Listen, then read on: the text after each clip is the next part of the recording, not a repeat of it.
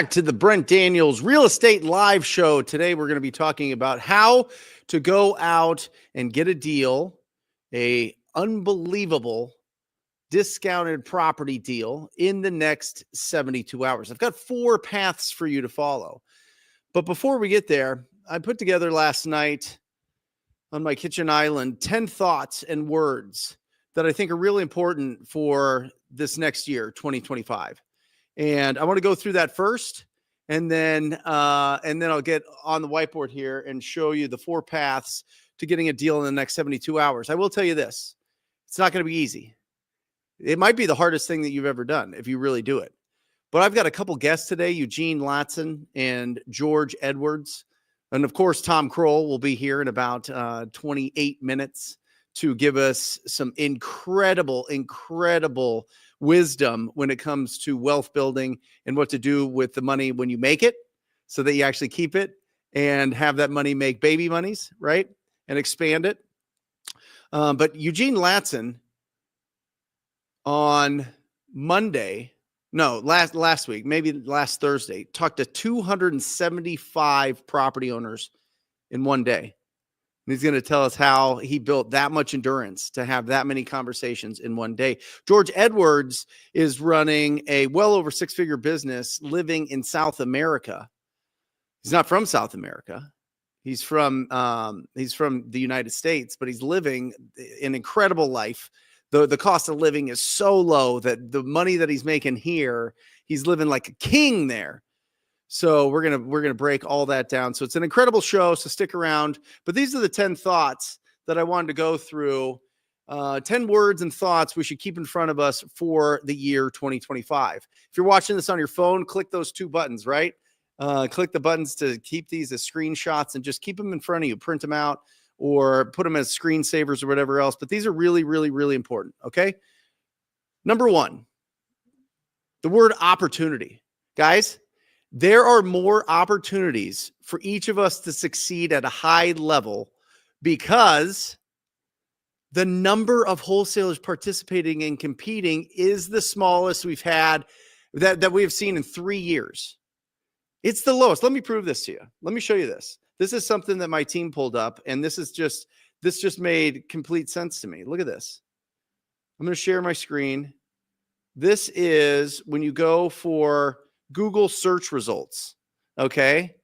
And this is called Google Trends. When you type in the word wholesaling real estate, the height, January 2021, the most amount of people searching the term wholesaling real estate was in January 2021. Right now, we are at 33%. 33% of that search volume of people interested in wholesaling real estate. It's been as low as 22% of what it was in 2021. And listen, I don't really care, to be honest. I think whoever builds the biggest and best skills is going to win in this business. So I don't really consider a lot of competition, but if you're talking about, a lot of conversations that property owners are having with other real estate wholesalers, it's not happening. It's at 33% of what it was in 2021, let alone, this is the lowest. 22% of that number is the lowest it's been in 3 years. Guys, this is a wide open field. And each day be looking for potential opportunities to build your business, but be careful of the many magic tools that are being offered. Guys, I am telling you, there's fundamentals to this business. Fundamentals. We have to have conversations. We have to make offers. We have to have conversations. We have to make offers. Anything that is selling us on options outside of that, anything that is giving us options that lower our rejection level, is fake. You're building a business with no foundation. It can't last. It can't last. So really understand the fundamentals. Number 2, enthusiasm. We have to raise our level of enthusiasm for our business to a minimum of 8 out of 10 daily. The best way to do this is to fall in love with the business. Guys, real estate is ever changing. We can't control the market, but we can control our emotions. My real estate coach, I've had coaching forever. I've had one-on-one coaching as a real estate agent. I've had coaching in wholesaling. I joined Wholesaling Inc. in 2016. Now I own Wholesaling Inc. Tom Kroll was my mentor. One thing that was very, very, very clear is our biggest expense in our business isn't marketing. It isn't people. It isn't branding. It isn't setting up our LLCs. It's not the tools. It's not our CRM. It is our emotions.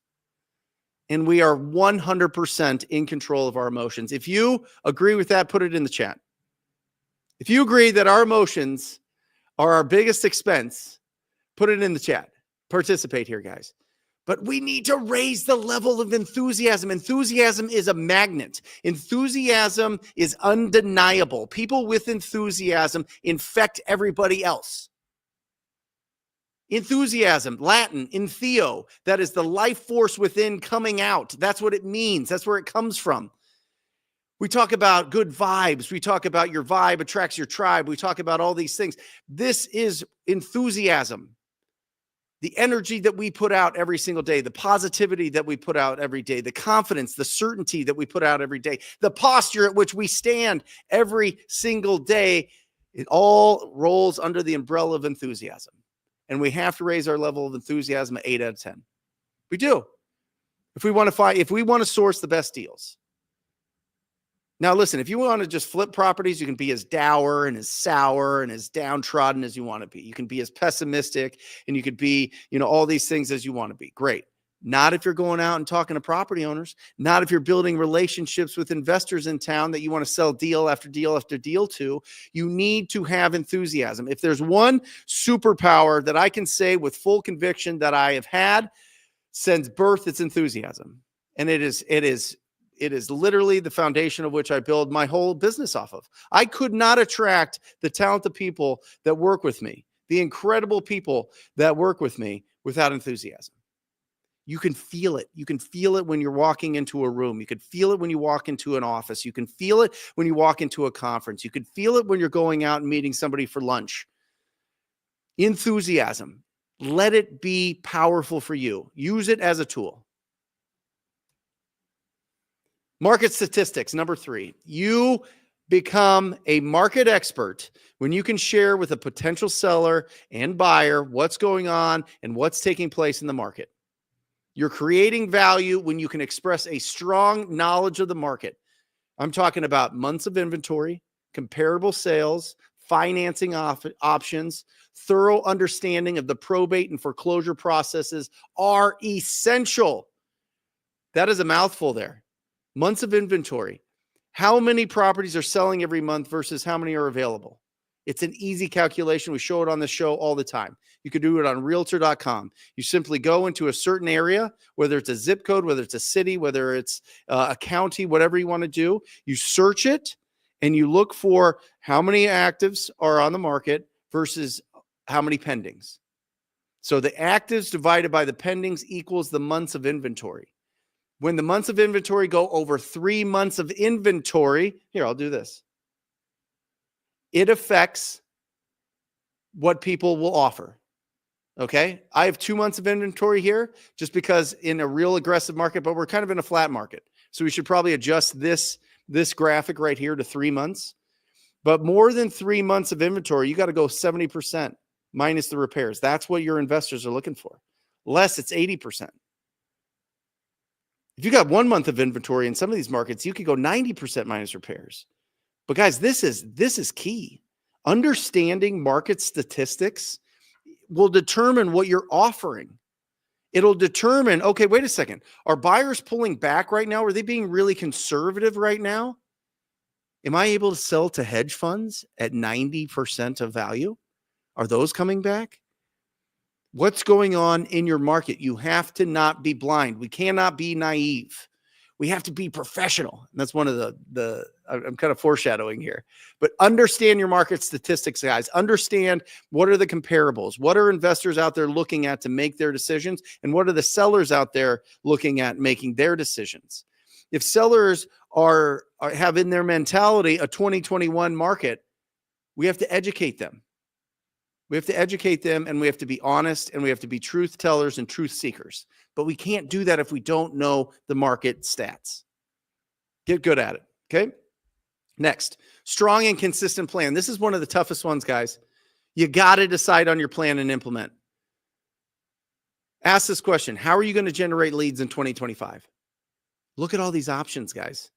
That's why this is so confusing, especially when we're getting started. What path do we pick? Do we go direct to seller? Do we do a dispo strategy where we're just selling other people's deals? Are we building are we getting referrals from agents or our network? Are we making offers on the MLS? Are we bidding at the foreclosure auctions or tax auctions? Are we doing inbound or outbound lead generation? Are we going after houses? Are we going after land? Are we going after multifamily? Are we doing creative deals? What market should we be going in? What about the price range? Should we go in luxury? Should we go median sale price? Should we go lower sale price? Should we be doing flips? Are we doing flips? Are we doing wholesale? Are we doing novation? You got to pick your plan, because look at that. If you're reading all of that and you're like, oh my gosh, I don't know. I kind of want to taste all of it. You'll go, that is how you spin in circles. You got to stay focused, stay absolutely focused on what your plan is. Come up with your plan. Get some counsel.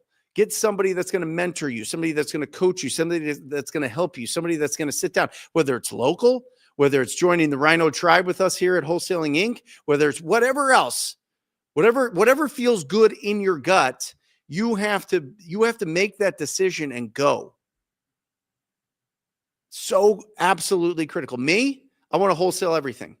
I want to be in and out. Our superpower is sales.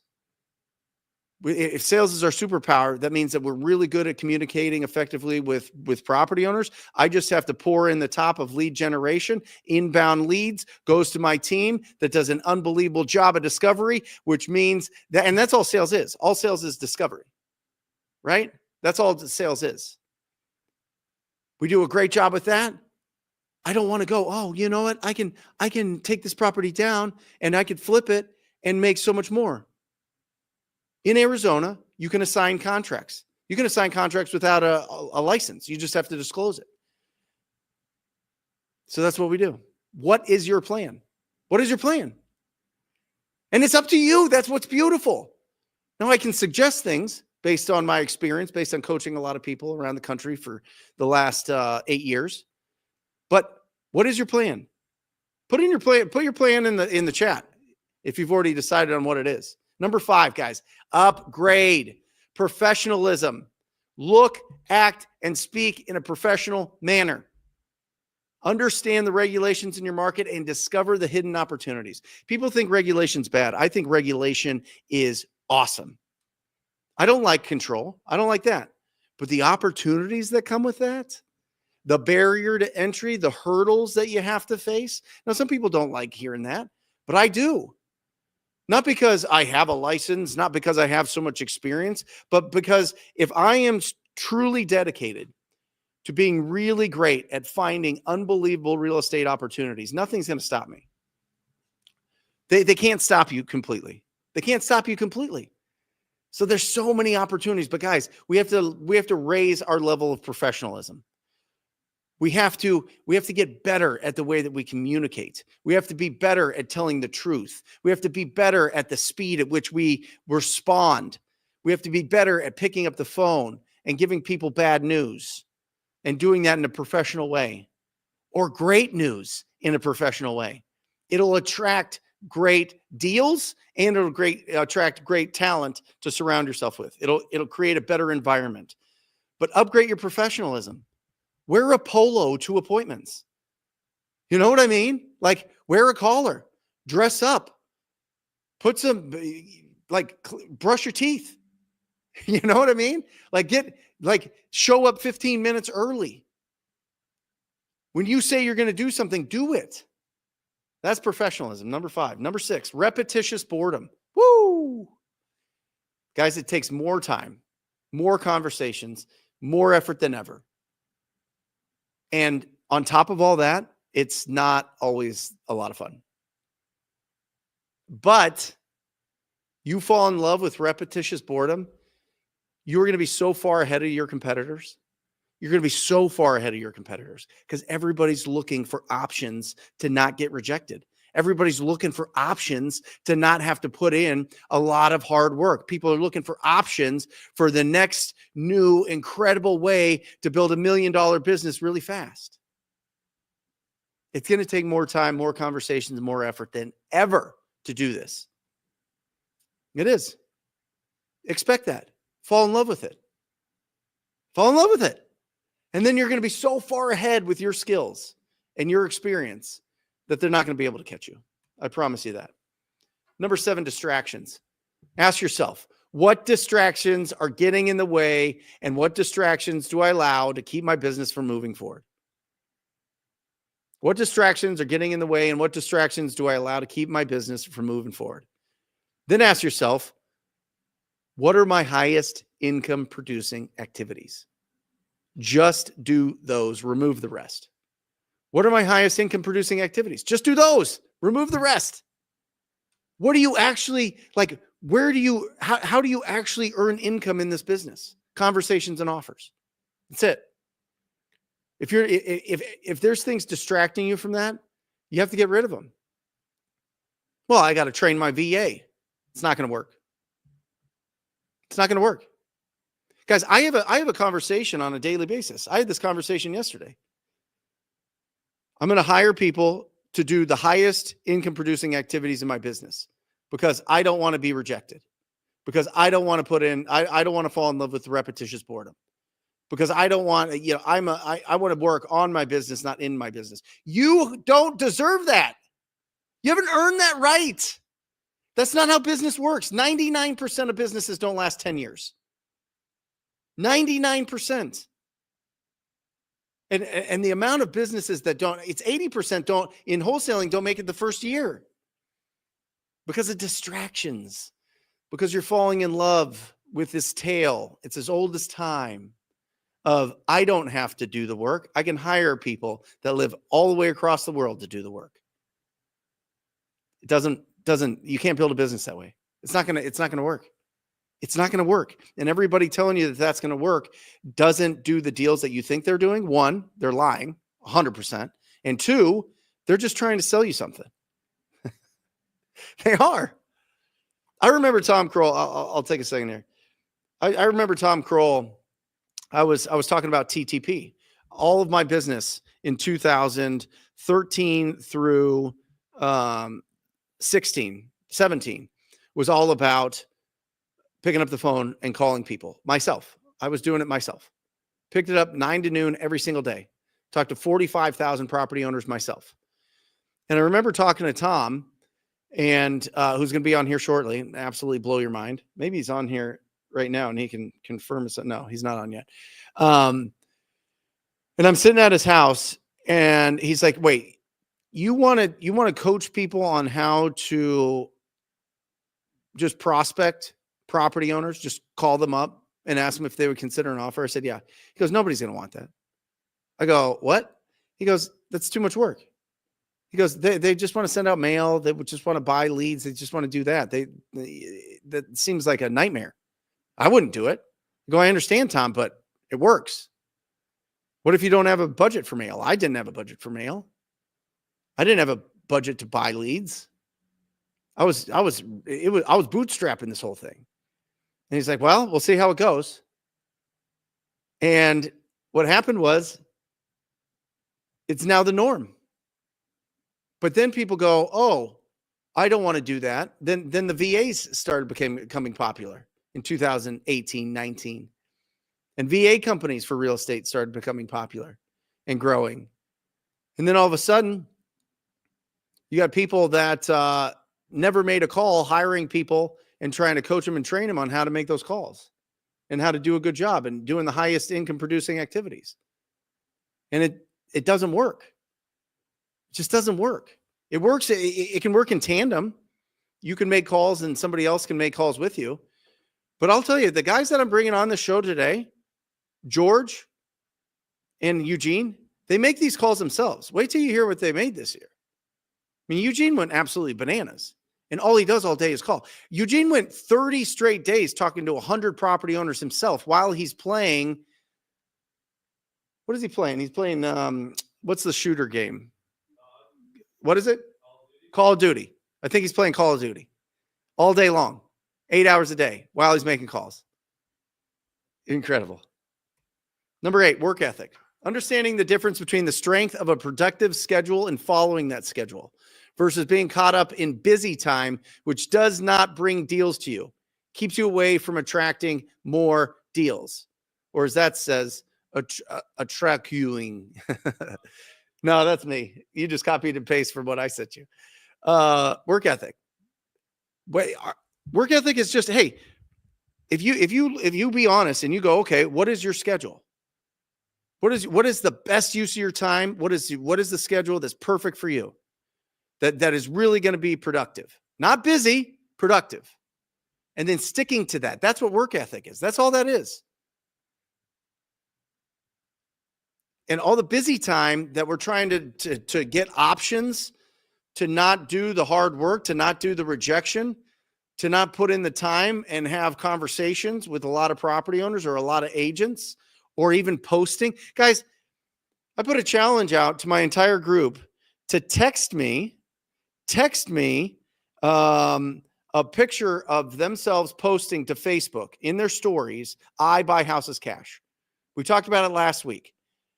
6 hours a year, 7 minutes a week, you post to your stories, I buy houses cash. And then you go into all of the community groups in your area, that in your market that you're in. You go into all the real estate groups and your friend request until you get 5,000 people. So as many people as hopefully possible see it. And you just say, I buy houses cash every single day. You'll do 4 extra deals. You'll make $40,000 or more. You will. And I put out the challenge on my support call. One person today has sent me it. What are we doing? What are we doing? I'm not going to give you guys like anything that's going to hurt your business. I'm going to just tell you what 20 years of experience has taught me on how to like just focus your schedule on the most income producing activities so that you're not just busy, you're productive. You follow it, you win. It's up to you. Perseverance. Number 9. On average, it takes 7 years of, listen to this. Listen to this. On average, it takes 7 years of focused, consistent, disciplined work to become a millionaire in this business after taxes. 7 years. 7 years. It goes by so fast. Whoo! Flies by. Flies by. But that might seem, oh my gosh, 7 years. That seems like a long time. It's not. It's not. But I'm telling you, for net bottom line, after you pay your business partner, which is the U.S. government, 7 years, guys. Put it in your head. It's going to take you 7 years of skill, of building the skills, of doing it every single day, of talking to people, making offers every day before you become a millionaire in this business. After taxes. Number 10, accumulation effect. Every conversation, every offer, every failure, every relationship builds our experience, which builds our skills. If you want to have a strong mindset, you must develop strong skills. That's it. Accumulation effect. Guys, we have to stack the small wins. How many times can you fail today? How many times can people tell you no today?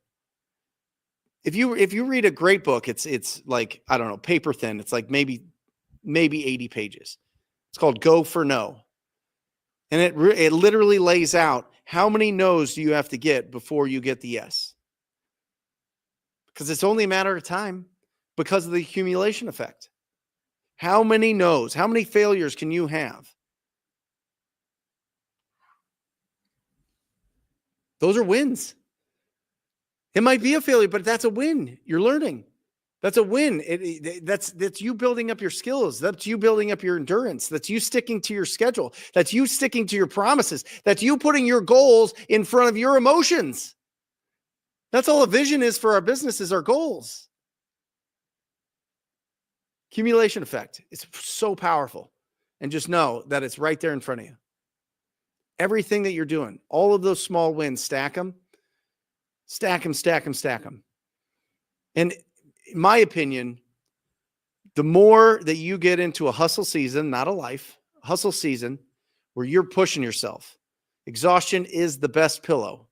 I want you to lay down at night, satisfied, completely confident that you did as much as you could that day. And you do that day after day after day. And it's not going to happen all the time, but if you do that 80% of the time, you will be in business in 10 years. You will be the 1% of businesses that survive to 10 years. And then your business is a cash cow for you to then have so much income that you take that income and you go and buy assets. And then those assets give you cash flow, which then boppity-boppity-boo covers your expenses. And then your time isn't tied to your income. If you're an employee, if you get a paycheck, or you're self-employed where you've got a specialized skill, which is what we're building here, your time is tied to your income. And that's fine. But everybody wants to jump over to business owner and investor side of things before they earn the right to do that, before they have the income to be able to do that. You could jump over there. Doesn't mean that you'll stay there. Only 1% stay in the B quadrant of the cash flow quadrant for, where is it? Right here. Cash flow quadrant for past 10 years. I want it to be you. You can do this. Does this make sense? Does this make sense? Guys, put in the chat here, which one of these 10 is hitting you? Let me go through it one more time, and then I'm going to go into how to get a deal in the next 72 hours. Opportunity, enthusiasm, market statistics, strong and consistent plan, professionalism, repetitious boredom, distractions, work ethic, perseverance, accumulation effect. Boom. I'm going to move to the whiteboard now. All right. Woo! You got 4 paths. How are we feeling? Yeah. Oh, I'm feeling great. I'm feeling really great today. All right. Deal in 72 hours. You got 4 options. You can knock 100 doors, 100 pre-foreclosure doors in the next 3 days. If you knock and go talk to as many people and knock on 100 pre-foreclosure doors, you're going to get a deal. You're going to get a deal. Whether that's a cash offer or whether that's something creative, you're going to get a deal, right? So 100 pre-foreclosure doors. Guys, Deal Machine, can you do the little runner with our affiliate code there? Because they hook you up and you get like specialized training. You have put Deal Machine, they got pre-foreclosures in there. You put map the route and boom, it maps it out for you. You just go. It's brainless. So must have 100 doors, pre-foreclosure doors, go knock them. Or talk to 500 people. Talk to 500 people in 3 days? Impossible. It's not. I'm going to bring on somebody that's doing it now. But you can talk to 500 people in 3 days. But that's what it's. This used to be 200 people. This is 500 people now. This is 500 people that you have to talk to. And by the way, the more skills you have, the less this goes. But if you're just starting out, it's 1 out of 500 conversations gets you a deal. Okay? So just put that in your brain. And as you get better, as you start really building your skills, but I'll bring Eugene on. He's making all the calls. He'll tell us what his numbers are. And he's absolutely incredible. You can call 10 cash buyers in your area. You can get them on Deal Machine. I highly suggest you get Investor Base. Again, they give you $100 off of that with the coupon code TTP. But Investor Base will show you all of the investors in your marketplace. Well, I'll show you. I'll show you right now what to do. I'll just do it. Let me get in here. And we'll pull it up. I should have already had this pulled up. Here we go. We'll put in, let's go 119 East Campbell. This is the little house that my wife and I bought, our first house. Why is this not going? Let me share this with you guys. Share.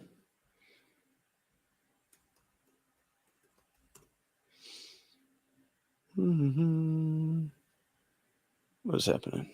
Let me sign back in. Boom.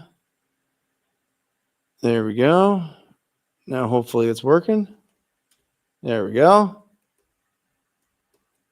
You go into whatever area you want to go into, guys. It doesn't matter to me. And you pull up these. This is awesome. Let me get the skip trace and results here. You look at all of these buyers, right? And you're like, okay, I want to wholesale a deal in the next 72 hours. I'm going to go and I'm going to find the fix and flips. Here's perfect. Well, we did Elman the last time. Let's get one that has a phone number. There you go, Lisa. Bumby Properties. I would call Lisa up and I'd say, hey, Lisa, I saw that you bought a property in 85013, in zip code 85013. What's your buy box? What are you looking for? I'm looking for this. I'm looking for that. I'm looking for this. I'm looking for that. Okay, great. And then what you can do is go to Investor Lift, and it's a marketplace. Right? It is literally a marketplace. Oh, I want to buy in Phoenix. I want to buy a 3-bedroom, 2-bath. And I want to, let me share this. Get here. Share screen. Investor Lift. You go to Investor Lift. You go, okay, Phoenix. Looking at Phoenix. Okay, great. There's Phoenix. Okay. Looking around, Maricopa County, Scottsdale, Goodyear. There's a Phoenix one. I look here. I go, okay. This is a 3-bedroom, 2-bath. Hey, Lisa, I've got this 3-bedroom, 2-bath. Here's the details. You reach out to Ben here. You say, Ben, what's the address of this property so that I could send it to my buyer? You go, okay. Lisa, what do you think of this property? What would you offer on it? Oh, I would offer $245 on this. Okay, great. Hey, Ben, I can offer you $240 for this deal. See, I'm doing $240. I'm building in $5,000 for myself. I sell it to Lisa for $245. Boom. There you go. Next 3 days. So you go to investor base. If you don't already have cash buyers, if you have cash buyers, then just talk to them. Talk to 10 of them. Get their buy box. Then go to Investor Lift. See what Investor Lift has, and then go negotiate for them. Well, they already see it on Investor Lift. Yeah, but they don't call to negotiate the price. You don't know if Ben has $50,000 spread in this thing, and he's got no other offers. Awesome. Boom. So there you go. That is option number 3. Let's go back. So 10 cash buyer buy box. There you go. Step by step. Just showed you that. Or buy 30 PPL leads. Buy 30 PPL leads. You can buy them nationwide if you want. The problem with buying in small markets, it's a 90% cancellation rate. So you have a 10% shot, but the leads are super cheap, super duper cheap. Or you can go into your main market, have a budget. It's probably going to be $200 to $250 a lead, right? 200, that makes it $6,000. So you have to have some money to do that. Okay? There's your options. Deal in the next 72 hours.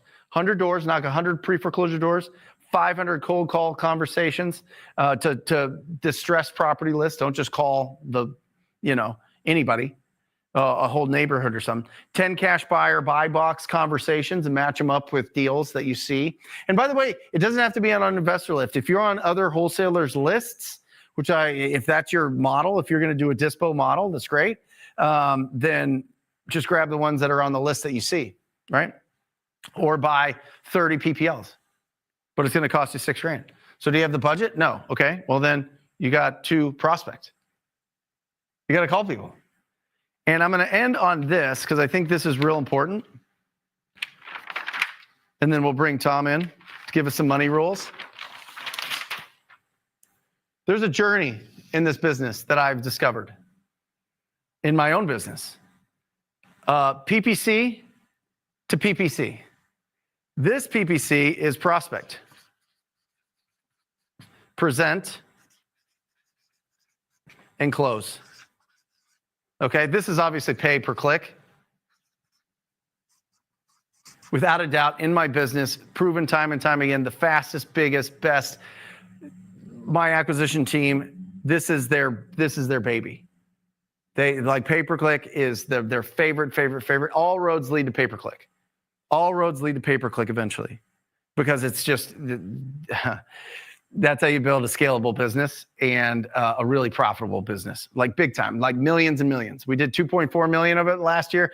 Two of that, well, I think it was 1.85. So I'm rounding up. Was pay-per-click. Okay, maybe more. I'll have to look at that. I'll give you my numbers next week. But prospect, present, and close. When we're starting out, we master this. We have to master this. This is our lead generation. If we don't have a budget, we have to prospect.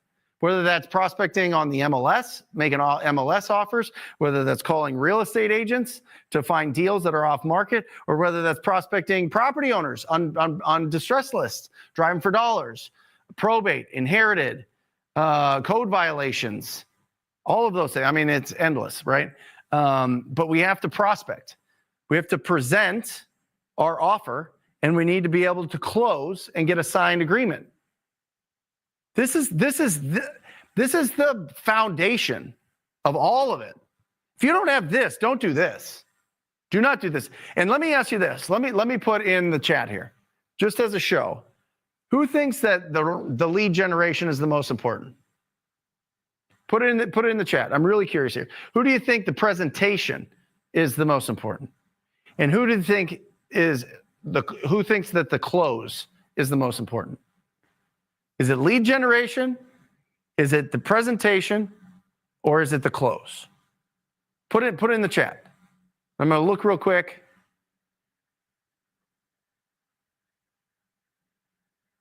Okay. I got a lead generation. Who else? Who thinks it's lead generation? Presentation, close.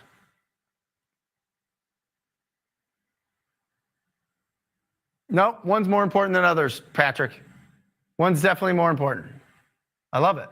I mean, they are. What do you think is the most important? I love it. There you go.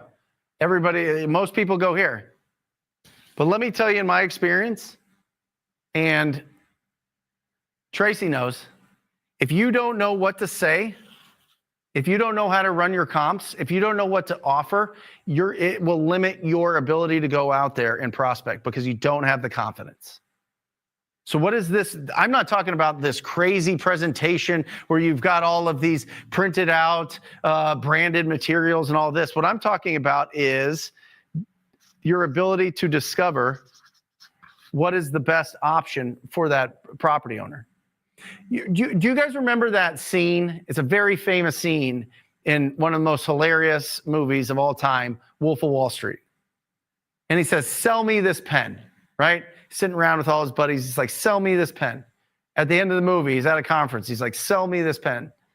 Do you know what the whole point of that is? You have to discover if they're in the market to buy a pen. You don't present to people that don't want to sell their property. You don't present a cash offer to somebody that their house is beautiful and they want full retail value and there's no motivation. The discovery process is so important, and that comes in the presentation. That comes with pre-qualifying based on the condition, timeline, motivation, price. Comes up with a lead follow-up, and then obviously going and presenting your offer to the property owner. But you don't make an offer to the property owner without discovering what's the best option for them. Are they in the market to buy a pen? Right? Do they want speed and convenience, and they're willing to work with our price? If you don't build your skills, if you don't know how to overcome objections, if you don't know how to ask open-ended questions, that's why you hire VAs to do your prospecting, because you're scared. Because you're scared. Because you don't know this. You're looking for the lowest hanging fruit, and it's not going to happen. Or you just don't do anything. This part is so important. The discovery part is so important. Wholesaling is a sales business. It is not a real estate business. It's a relationship business. It's a discovery business. The better you get at that, the more powerful you're going to feel to go out and generate leads. And the closing is a natural process of all of this. Closing's easy. Closing's the easiest part. We talk about like closing, like these closer competitions and everything, it's really the discovery process. Truly. It's the mastery of this presentation to discover. Just remember that. It's so important, but this is fundamental. Learn this, and this is no problem.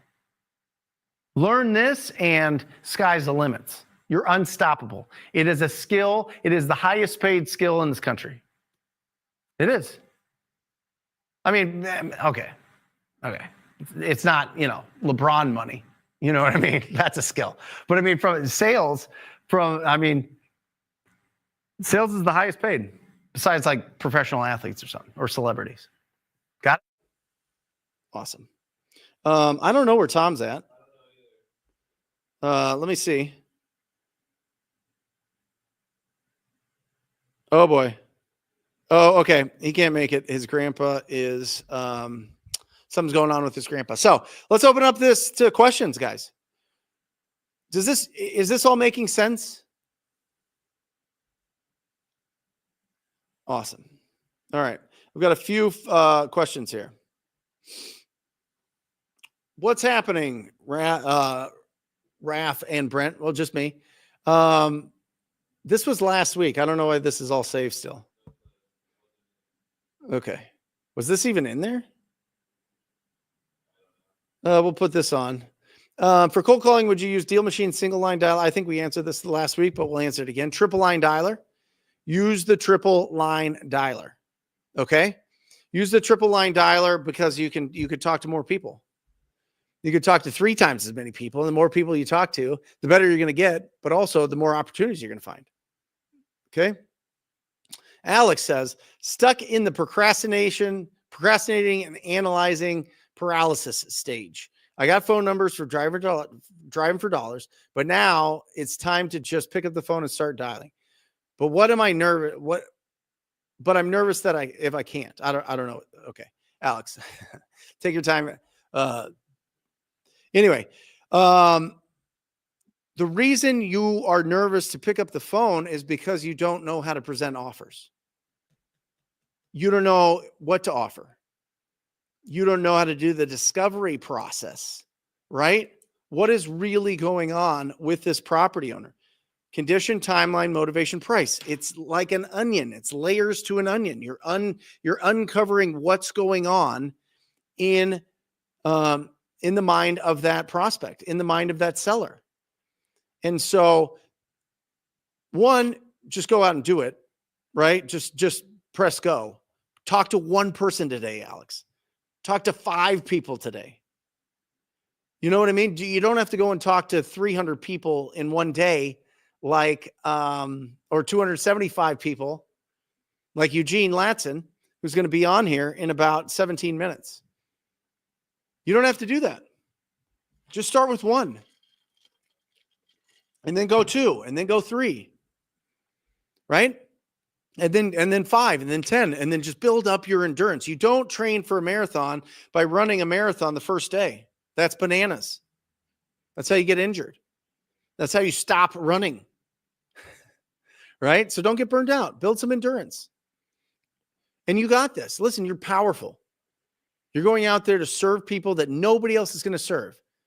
I am telling you guys, nobody is going to unravel all of the emotions and all of the title issues and all of the drama in the family and all of the repairs that needs to be done to these properties besides us. We're the ones that go and find the best deals. Fix and flippers, buy and holders, they just want the deal. I will tell you this right now. If the investors in our market, the cash buyers in our market could go down and consistently get deals bidding at the auction, they would never talk to us again. If they could consistently get deals off of the MLS just by making some offers here and there, they would never talk to us. They wouldn't give us the time of day. But guess what? They can't. That's what's beautiful in this market. There's so much equity. There's so much equity in the market that people can, when they get into a tough spot, they can sell their property before it goes to foreclosure. There is so much pressure on banks to do loan modifications to keep people in their homes from the government, because the government federally insures these mortgage companies. So they're like, hey, figure it out. Just don't foreclose on these people, right? There's so much pressure there. There's people, when they put it on the MLS, the real estate agents, they have to pay their bills. They have to put food on the table. So they want to sell for as much as possible. And so they put properties on the market at crazy prices. And so we are we find the best deals. We're the engine of this whole thing. We're the ones that make or break fix and flippers businesses and the Burr strategy investors businesses. We do. And there's this whole common thing, right? That like, and Jerry Norton says this, and I'm going to disagree with him. Jerry's brilliant, genius. I agree with him, but I disagree with him personally on my own business. It's like freshman year is wholesaling, sophomore year is fix and flip, junior year is rental properties, senior year is multifamily. If you have unbelievable skills of discovery, which we call the sales skills, the presentation skills, why would you do flips? Unless you needed to. Unless you're creative and want to do that type of thing. But for me, we're in and out. We get paid in like 30, 45 days, start to finish. And we don't take risk. It's amazing. So I have a lot of pride in building a pure wholesaling business.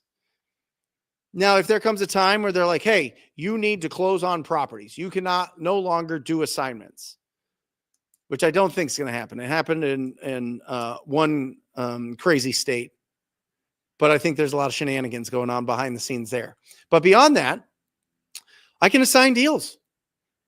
If you need to get a license in your market, find somebody to partner up that has a license or get it yourself. That's no big deal.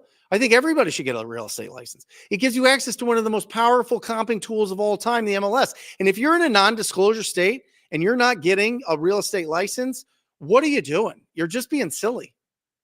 You're being a silly goose. A silly goose.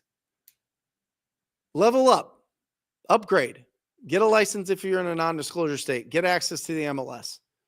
Get access to all the other real estate agents that'll give you the time of day because you have your license hung at a brokerage. And find an investor-friendly brokerage.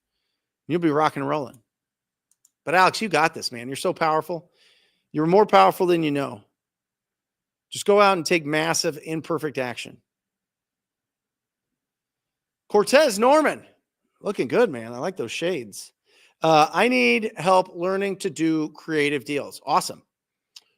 Awesome. Listen, there's a lot of Pace Morby's YouTube channels. Fantastic. There are a lot of creative finance and YouTube channels to check out, a lot of podcasts. But really, the most important is discovery. All right. The most important is what's going on? What is the situation with this property owner? And is the creative deal the best option for him? If it is, great. It's really not that hard.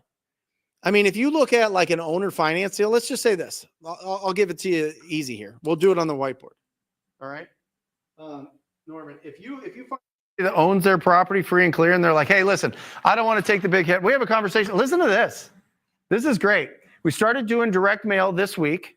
We started sending out these checks that have a percentage of Zillow. And we got a call from a gal.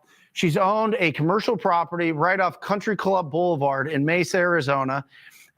She's getting $2,500 a month in rent. And she is open to owner financing. Now she wants $500,000 for it. I don't know if it's worth that, but it doesn't matter if it's owner financing, truly, because I go with these rules here. 5, 10, 50. Okay. I want 5% or less down payment. She only wants 30 grand. She wants 30 grand down. I bet we could get it down. I don't know. I mean, like 5% of 500,000 is 25 grand. So we're close. So Nice. 10 years, balloon. That means whatever's owed, say I agree to 500,000. Okay? I agree to the 500,000. I put down, let's say 25,000. This is 475. I'm going to amortize this, which amortize just means pay it down. And so let's say in 10 years, I have to pay off, let's say 400,000. That's all that means, is what a balloon is. So in 10 years, I have to pay off the rest of the loan. Guess what? She wants it 30 years. Right? So I'm talking to Chad, my acquisition manager, and he's going, okay, well, she's getting $2,500 a month in rent. And I go, okay, what's the condition? He goes, I don't know. So Ryan's going to go on an appointment, take pictures, do the whole thing.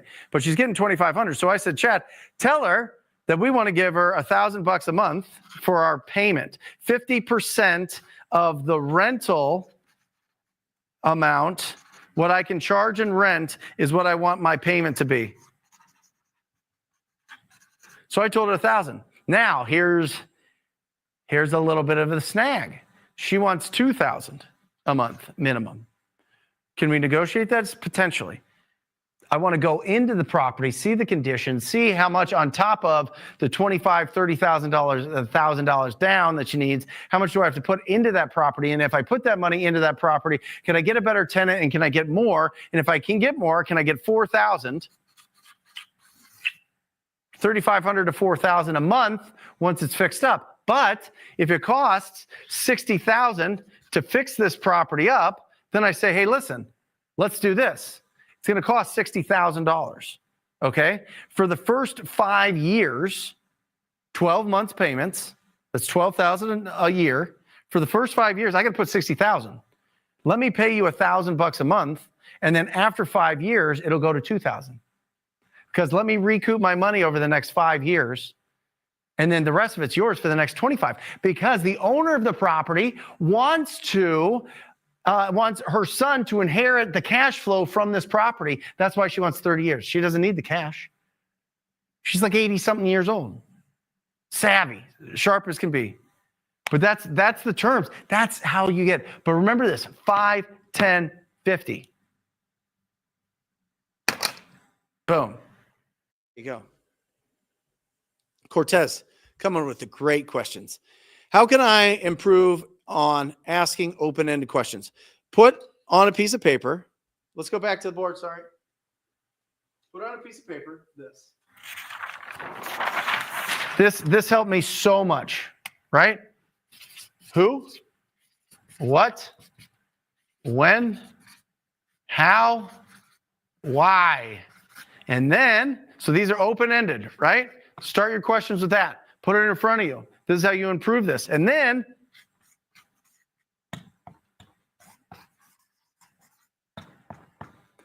once you do the open-ended, all you're doing is circling that to get to this question here. And this is a yes/no question. But this is how you use these to get to this. What is stopping you from moving forward with our agreement today? I don't have the money to pack up the stuff that I want and get it out to Florida. This is another deal we closed that we just locked up last week. It'll be a $40K plus deal. They want to sell, but they didn't have the budget to pack a small U-Haul worth of personal property to move from Prescott Valley, Arizona to Florida. So he said, well, if we pay for that U-Haul, then are you ready to move forward today? Yes, was the answer. She was crying too. I have this all recorded. It's bananas. I'm putting it in the Rhino Tribe. It's going to be an incredible training. Incredible training. It was a hour-long conversation. So Chad, my acquisition manager in our mentorship program, Tuesdays and Wednesdays, he's doing it right now. He does live lead calls. So all of our leads come in, or he's doing lead follow-up if leads aren't hitting at that time. And he's calling and doing it live so people can see. And I always learn a lot faster if I can actually see somebody doing it. And the Rhino Tribe does too. If you're interested in that, wholesalinginc.com, go apply there. But he hit all of it, just open-ended, open to an if-then. What you're trying to do here is discover the hurdle. Once you discover the hurdle, hit them with the if-then. Luke, this is a good show today, dude. We're on fire today, right? This is good stuff. This is $1 million stuff here. I'm going to toot my own horn. This is next level stuff, guys. You take this seriously, it's going to go. Man Button Real Estate. I locked up my second property with the Tranda Brothers. Awesome. The house has, by the way, the Tranda Brothers talk to 50 real estate agents every single day to get referrals for off-market deals. I think they also make some offers for on-market deals. Do you know if Open Door may be a buyer for something like that? They will not do burn damage. No way. I think Open Door usually wants to keep their fix-up budget under $40,000. So Open Door, they're just carpet and paint. They're just blow and go. They just want to get in and out. Very simple, very basic. They only want to make 3% on a deal, so they don't want to tie up too much funds on it. And so, no, Open Door would have no interest in a burn damage property. It's probably the last thing that they are interested in. Eugene Latson's in the wings. I guarantee you he's making calls right now. I guarantee you he is on the dialer right now. Tim Warner trying to put together a package deal, 1 property and 2 vacant lots right next to each other. Do I put all 3 on 1 contract or 3 separate contracts and have the seller sign 3 times? Tim, I love you. What a great question. What a phenomenal question. Rhino Tribe member right there. 3 separate contracts. You want flexibility with it. You don't want to do this whole thing. You want to be able, there might be different buyers. You want to be able to really expand your buyer pool. And so get 3 separate contracts, have them sign 3 separate times, and make sure each one of them is a deal. Don't be like, oh, house is a deal, or 2 vacant lots or a smoking deal, but the house is like retail. The house is like not a deal. Don't do that. Won't work. All of them have to be smoking deals. So that keeps you disciplined when you do it individually. Great question. Jay, I just closed a deal for $33,900. Luke, it's right over here. Can you give me that bell? Thank you, sir. And I'm trying to use the profit first model and also pay down my consumer debt. How much of that would you allocate towards paying off debt? Pay off your debt now. Jay, you're somebody else's ROI. You're on somebody else's balance sheet. You're an asset on somebody else's balance sheet. And it's a liability on your balance sheet. 2021 was a solid year. Solid year for our business. I told the guys we had a certain goal. And I was making income in lots of different ways. There's a lot of different opportunities. And so I told the guys, I think it was whatever we make over $1 million, and we've got, our reserves, 3 months of reserves for all our operating costs, I'll give to you guys. So the 4 of them, Ryan, Chad, Jackie, Jeremy, went bananas, and they pushed it to like 1.7 million or something. So there's 400,000 extra. I could have taken it. Could have just been like, boop, that's me. But I split it up between the 4 of them. They each got like $94,000 Christmas bonus. They're all hyping themselves up. Jeremy went bananas that night. He's kissing everybody on the mouth. Sorry, Jeremy, you were, you know what I mean? He used that Chad used that $94,000 to pay off his student loans, paid off his car loan, paid off his credit card debt. Not all of it. Obviously, you have to pay taxes on that. He set aside I think like 40% for taxes, but the rest of it, he was able to pay everything else off. And so there is a different mentality that happens. There is a shift in your life when you have no consumer debt. when you're not somebody else's ROI, when you're not on somebody's asset column. And so I would go, this is me, and I'm not a financial advisor. So, do what you need to do. But I would pay it all off. Pay it all off. What else are you going to do? You know what I mean? Whatever you did to get that deal, keep doing. Keep your company really lean. Build that up and build that up and build that up and build that up and build. You're going to do so many more deals. You're going to do so many more deals. So there you go. Guys, are you ready? I'm going to blow your face off with Eugene Latson. Eugene, turn your camera on. It's probably, he might be on a call right now. Is he, why does it say it's locked or whatever? What is that? Oh, he's using his phone? Yeah. He's probably making calls.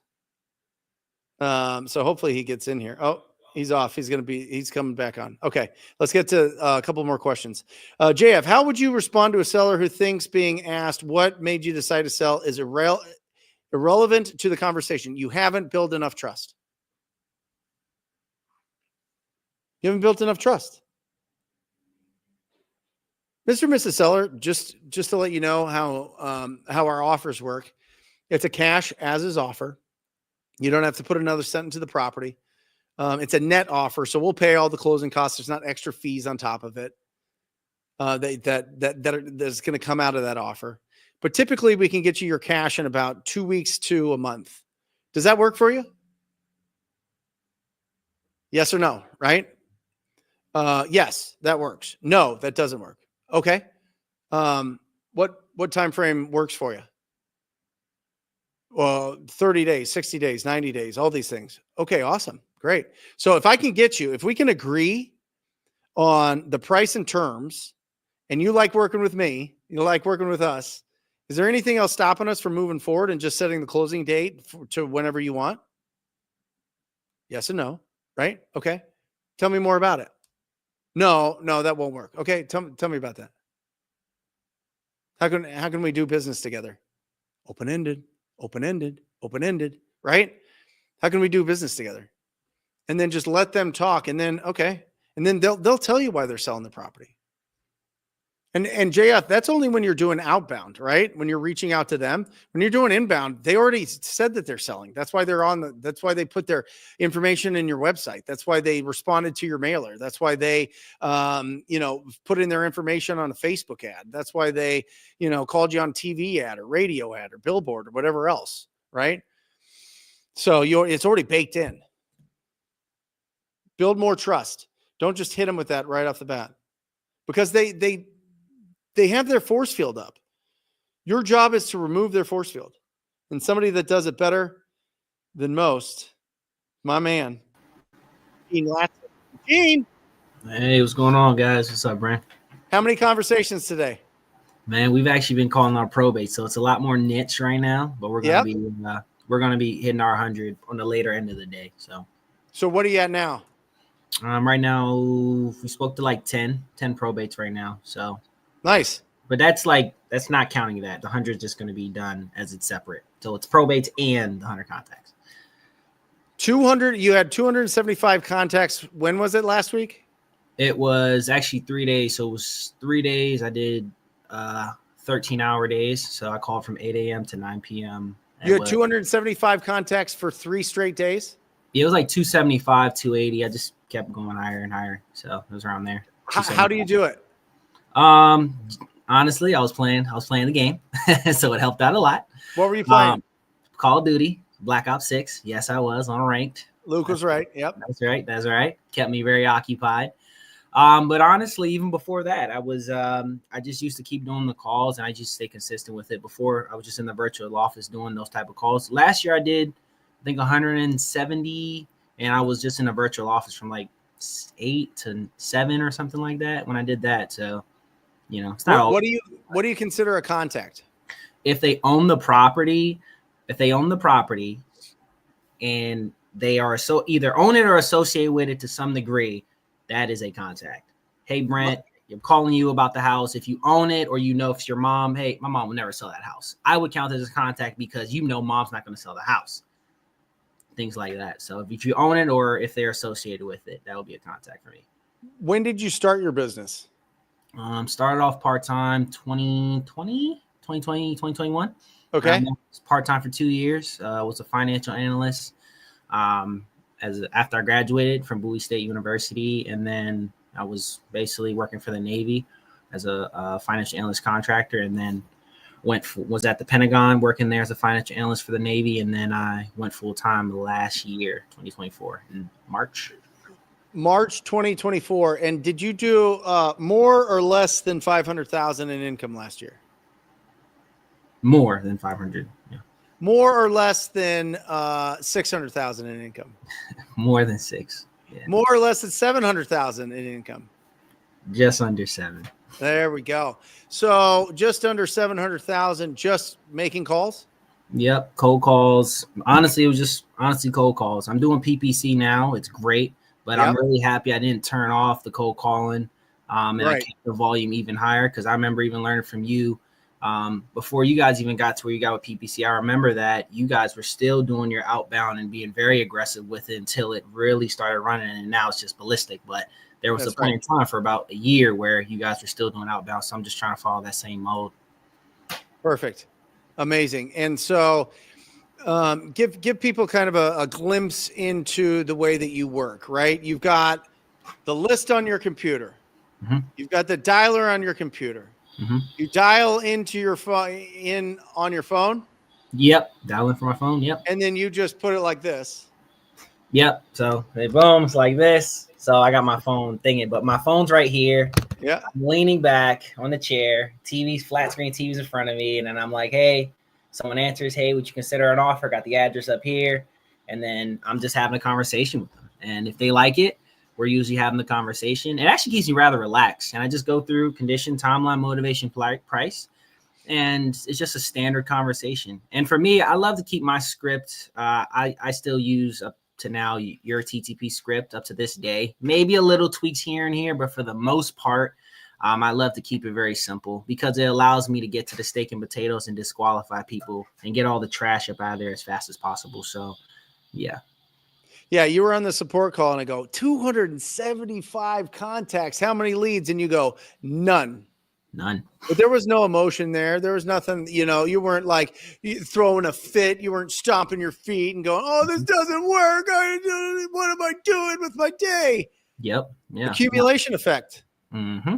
I got got one lead yesterday. She said she wanted to sell in 6 weeks. 6 weeks. She's sick, and I called her husband, and she's sick, but she said, please give me a call back in 6 weeks. House is rough, and that's one actual lead out of, like I said, last week I did 3 days of 13-hour days of cold calling from 8 to p.m. So that's just to set some expectation, because there was someone in the VO today, virtual office, when I went, and they're doing 100 contacts. I was like, look, like when I was calling 100, doing 100 contacts for 30 days straight, I would accumulate 2 contracts in that month. 2. Right. So just to set some expectations, if someone hears me doing all these contacts, give it 90 days, do it for 90 days straight, and then come back to me and say it doesn't work. Don't do it for 7 days. Don't do it for 5 days. Don't do it for 1 day. You need to do it for 90 days minimum before saying it doesn't work or anything like that. And yeah. So you're saying real, it's like one deal per 1,500 contacts. Probably so, something like that. Me, I'm thinking I'm like 700, 800, something like that. So I put it at 500. So you're going 700, 800. This is even better stats, guys. I have to talk to 700 people. I haven't talked to 7 people. That's people starting out. Yeah. Until you do. Mm-hmm. Yeah. Right. Yeah. Was it hard when you got started? Yeah, it wasn't really hard starting out. Like I said, I'm talking it comes to me a little natural, but I just more or less needed the guide of what to say and when to say. Once I knew that, it was game over for that. Well, that's what we were talking about earlier today, is the presentation of discovery. That's what the presentation means, is really discovering, do they actually want to sell? What is their timeline? What is going on with the property? What is their expectations of price? And really pulling that out with open-ended questions and just jumping over the hurdles that they throw in front of them and just removing those hurdles so that they can move forward. Exactly. best list. If you had one list that you can call that forever, that's it. You only get one list. Pre-probate. Pre-probate. Explain what that is. So pre-probate is when someone, I always break it down in virtual office like this, simple, so everyone get it. So grandma dies and no one has went to the courthouse and filed to be the petitioner or executor or personal representative. And you're reaching out to one of the heirs who can file to be the personal representative. So you're getting to it before it even gets into the county. You're building that relationship before it even gets there. And for me, those are where my biggest deals have came from. My 6-figure deals have came from that. I've got a 6-figure deal from calling just a regular probate. But I got consistent 6-figure deals from those pre-probates. Where do you get those? I actually just go into my county. But you can get them from U.S. Leads List. U.S. Leads List. I wouldn't recommend maybe cold call them. I recommend cold call, mail, or even door knock if possible to get in front of them. And just get it from your county. But also you could, if you can't afford U.S. Lead List, scrape the obituaries or even go to your county records and look at the probate office and look at the people who says decedent, the dead person's name, but just don't have a personal representative under. Most likely that's someone who may have possibly filed, but for some reason, maybe they couldn't afford to do it. They didn't know, they have incomplete information. And then take that, see where that dead person lived, and reverse engineer to talk to one of the next of kin and see if you can get them through the finish line like that. That's one I did to get one of my 6-figure deals, and it worked. It was a great deal. Mm-hmm. That was a great deal. Yeah. Nice. So pre-probates, that would be your number one. Awesome. Yeah. Mm-hmm. How long did it take, Eugene, before you felt comfortable playing Call of Duty for 13 hours a day while also doing income producing activities? Let's just say a year. Let's just say a year. And before that, were you just locked in? Were you a little bit just, I gotta be ready, and I can't have any of these distractions or any of these other things going on, right? When I first started, I used to hand dial because I used to drive for dollars. I used to hand dial them, so I actually couldn't literally be person on the internet. Sure. So, but once I got my dialer, I used to be locked in. Honestly, sit down there for 5-6 hours, just sit there bored out of my mind. Or I think what I used to do too was virtually drive for dollars while doing it. Helped me be, productive, just double my productivity. But that's really what I did until I started playing games, and that was a game changer, honestly. Love it. What you've said the virtual office, the VO, what is that? Explain that to people. The virtual office is a community within the Rhino tribe where it's pretty much people who are doing the business every single day, 7 days a week. Someone's in there every single day, 7 days a week, whether it's me, George, Stephanie, Jay, Caleb, it's Nakia, everyone's in there. Mola, everyone's in there. 7 days a week to some degree. Someone's going to be in there to some degree. It's very rare. Even on holidays. I called on Thanksgiving. We were all in there Thanksgiving calling. I called on Christmas, called on New Year's. Someone's in there. And it's just a community where we're all doing it, making cold calls live, usually lead follow-ups. They're doing lead follow-ups, offer presentations. And also, if you're just getting started, we kind of cut through all the fluff. Like, hey, I'm just got started. How many contacts I need to talk to? Or, hey, what is a lead and things like that. We just kind of cut through all the fluff. Things that people pay you thousands of dollars, like people pay thousands of dollars for. We kind of get you there in about 30 seconds. If you're actually going to do the work. If you're not, then whatever. But, you're at least going to know what to do. If you do it, that's up to you. But if you don't, then, there's no hiding in the VO either. You can't just go in there and take up people's time and not make calls. You're in there. And I always thought that was always something that really helped me out, Eugene. And I think, the most beautiful thing, and it's understated about the virtual office in our mentorship Rhino Tribe program, is it also allows you to have partnership without having partnership. Exactly. You know what I mean? Like, I think a lot of people when they're starting out, they get partners because they want somebody to do it with them. They don't want to stand alone. They just want some camaraderie. They want somebody to be able to talk to and maybe practice with or push them. And in there, you get to do that, but you're not giving 50% of your deal to somebody else that's, that's your real business partner. Now you guys JV deals and you guys do deals back and forth, and that's phenomenal. And people that need extra help can get extra help. But that was something that you guys did. I didn't put that together. That was you guys, Stephanie, and you guys just ran with it. And it has been just so dynamic seeing the success of the people that have been in there. And when I say that there's not even close to the amount of success that we have in the Rhino Tribe versus anything else. And it's because you guys are in there grinding every single day, actually doing the work. Yep. And it's not theory.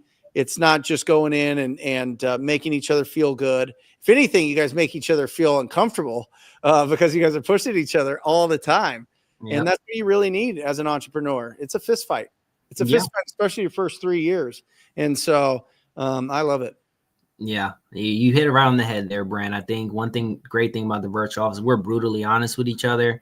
If like I said yesterday, Abe, shout out Abe did an offer and I was like, look, no, you don't do it this way. You don't do this. And other people in the virtual office, a lot of times it's just because how I look at it is, the more you give, the more you'll receive type thing. Yep. And it just makes me feel good to help people out, honestly. Because when I first started, I didn't have anybody necessarily to tell me, hey, throw this lead away, do this, do this, do this, do this. I had to kind of go through the pitfalls of hiring a VA, doing that, doing this, doing that, and just stumbling forward. And eventually you get there, but you can, with people who've really done it, if you listen, you can shave a lot of stupid years off of your wholesale career and get right to the steak and potatoes and making offers and hitting the phones heavy. If you can do those two things, there's no reason why you shouldn't be at least able to get the 120 in a year. If you just sit on the phone, minimum, Brent says, 4, 3, 4, I say 5, 6 a day, 6 days a week. I really can't see nobody not hitting 6 figures. It's really minimum. Yeah. Minimum. Yeah, absolutely. Yeah. So absolutely. Well, Eugene, did you get that wire yet for your deal today? Actually, that's what I was handling. So they're closing tomorrow. And what are you making on that deal? 85,000. Oh, come on, man. Appreciate it. Thank you. Eugene, I'm going to let you get back to work, brother. All right. Appreciate it. Thanks, Brent. Thanks for having me on, man. Awesome. All right. Guys, give some love to Eugene in the chat. What an inspiration. Absolutely incredible. In about 13 minutes, we're going to bring on his nemesis, his ultimate nemesis, his accountability partner that's always just pushing him and making sure that he's leveling up every single day, and they level each other up. George Edwards is going to be on in about 13 minutes, but I got to get to some questions here and some celebrations. George is living in South America, and he's going to give us his whole experience there. I can see him in the background here, and his background's better than my background, and I paid a lot of money for this LED screen, and he's just living the life of a king out there. So he's gonna explain how he's doing all that. But let me get to a couple of these more questions. First, Dimitri Van Camp, come on. Double closed a deal today on which I made $87,000 net after all expenses and fees. Happy it's over. Took 4 months to close. Took my wife to Burger King to celebrate. Come on. Here we go. Dimitri Van Camp. Absolutely incredible. Dimitri, put in the chat there how you found that deal, and if it was, I assume it's a land deal. So Dimitri was doing all these like little land deals. He was making like 3,000, 5,000, 8,000, 10,000, and then he started getting real good. He started really understanding what was going on. He started really understanding title issues with big plots of land. And now he's taken his business to the next level, and it is exciting to watch. It is absolutely exciting to watch. So if you guys don't have Dimitri in your life, make sure that you guys connect in the chat. You can also find him on social media. He's absolutely incredible. Connor, man, I love this. And Connor, I saw that you asked another question. Here you go. Here, thanks, Luke, for grabbing it. By the way, guys, give some love to Luke in the chat. Alejandra, who usually is here, is doing the managing the chat and getting all the questions, is moving. Matt, who's our studio engineer, is barfing his brains out. And so he couldn't make it. So Luke not only is doing all the camera work and setting everything up and making sure all of these slides are ready and everything, he's done an absolutely phenomenal job. So thank you, Luke. Publicly, I want to thank you guys. Give Luke some love in the chat if you're getting value out of this. And guys, if this is your first time here, for some reason YouTube suggested this, or somebody, you saw me somewhere on Instagram, or you listen to the podcast, you saw me on Rich Dad Poor Dad, Rich Dad Radio, or that YouTube channel, and you're not subscribed to our channel, make sure that you subscribe to the channel. We have incredible conversations with people that are doing their first deals. We have incredible conversations with people that are, have multi-million-dollar businesses, or hundreds of millions of dollars in net worth, like real net. Well, maybe not 100 million. Maybe like 50 to, let's say 50 to 80 million dollar net worth. We're having conversations with, but who cares? I mean, it's, at that level, it all is good stuff to learn. Anyway, subscribe, hit that subscribe button. If you're getting value today, hit that thumbs up. I think it does something with the AI robot that is YouTube. I always see it as like the Matrix, like some like multi-eyed thing that's like, oh, somebody likes Brent's channel, I'm going to suggest it more. And that just adds to the community and adds to our ability to really level up the professionalism in the wholesaling business, which is the main goal that I have in the industry, and the main responsibility that I feel for this industry that has given me so much. Guys, I had the worst credit score. I foreclosed on 5 houses. I had 2 cars repoed while going through a divorce. And I got a judgment slapped on me for an office lease that I signed for $740,000 judgment against me for that was like weighed on my shoulders for years and years and years. And single-handedly learning this skill, this specialized skill of finding great deals, negotiating great deals, and selling great deals got me out of all of that. I don't have car payments. I don't have, my credit is it's awesome now. You know what I mean? The opportunities that come your way with this, if you take this business seriously and really put in the time and effort and perseverance to build this specialized skill, it's undeniable what it can do in your life. And listen, if I can do it, anybody can do it. And like literally anybody can do it. Connor asks, you would say that having an accountability partner would be better than just having a business partner when first starting out? Absolutely. Listen, your environment, Connor, your environment matters. And listen, you could go free. You could go into a free environment. There's plenty of people that really promote their Discords, and there's a lot of great people in there. John Johnson has an incredible one. You could probably find him on Instagram, find his Discord. He does a really great job. I just feel like, in my experience, when you pay to get into a community and it's a significant investment, you take it more seriously. And so that's why we have the Rhino Tribe at wholesalinginc.com. You could check that out and be in that environment right now in our world. And it's incredible. We love it. And that's, self-serving and promoting, but I believe in it. I have a lot of conviction. Nobody does more deals than us. Nobody does more deals. Brandon, Builder just accepted another one as we speak on this live stream. Let's get it. Come on, brother. I'm going to be honest, Brandon. I was a little bit nervous, bro. I didn't realize that you were doing so much work earlier today, because usually you're like the first one in the chat. I was like, oh no, where's Brandon? What are we doing here? This isn't going to be the same without Brandon in the chat. Here you are. You saved the day. That's awesome. Oh, here we go. Dimitri said, it was a big piece of land, but we found a house on it, which is a tear down, about 5 acres and probate with 12 heirs. Listen, you want big checks, solve big problems. You want big checks to solve those big problems. Oh, that's great. I see it, Brandon. That's awesome. There it is. He was on the phone. Good. You should be. All right. With that, let's bring on George Edwards. You ready? George, how are you? Oh, you're muted for some reason. There we go. Could you hear me? What a background. Where are you?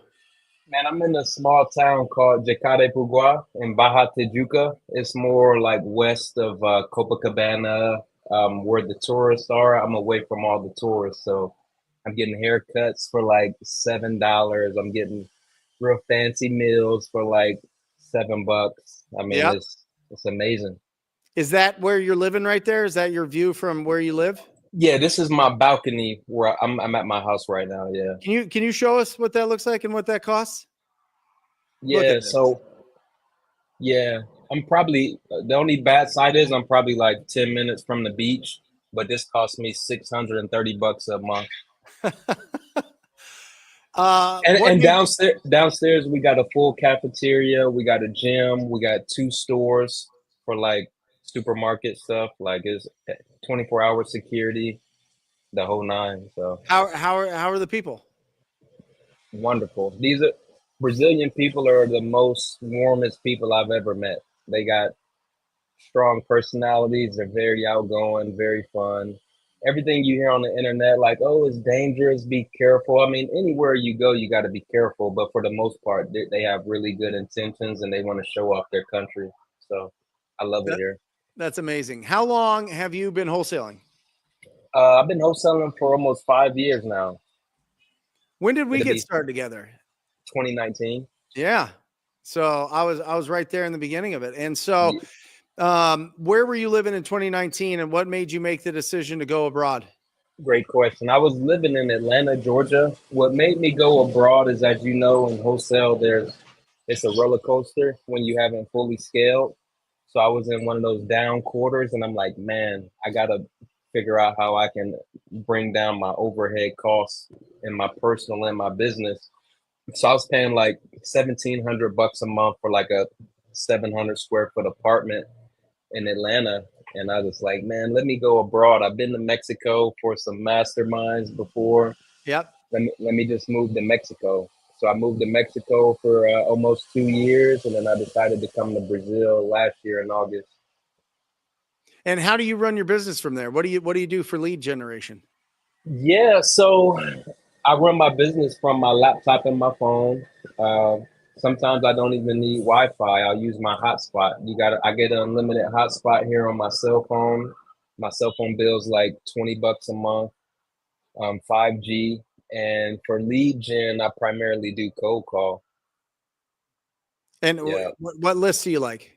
My favorite list is tired landlord, but when I really want to get nitty and gritty, I'll do the tired retired. So I'll target like 65 years and older owners. That's my bread and butter. And what are you using to make the calls? What dialer? Mojo. Mojo. Awesome. And so Yeah. let's go back to that for a second. I love that. That's a great nugget there. So tired landlords. So you're looking, okay, they've owned the property for how many years?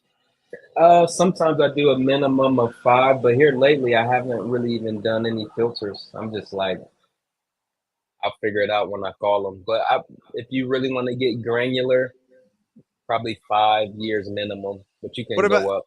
what about age of home?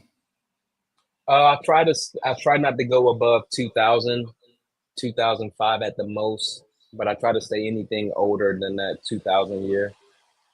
Awesome. And Yeah. then is it just single family? Is it multifamily? Is it condos? Is it townhouses? Do you care? Yeah, it's mostly single family.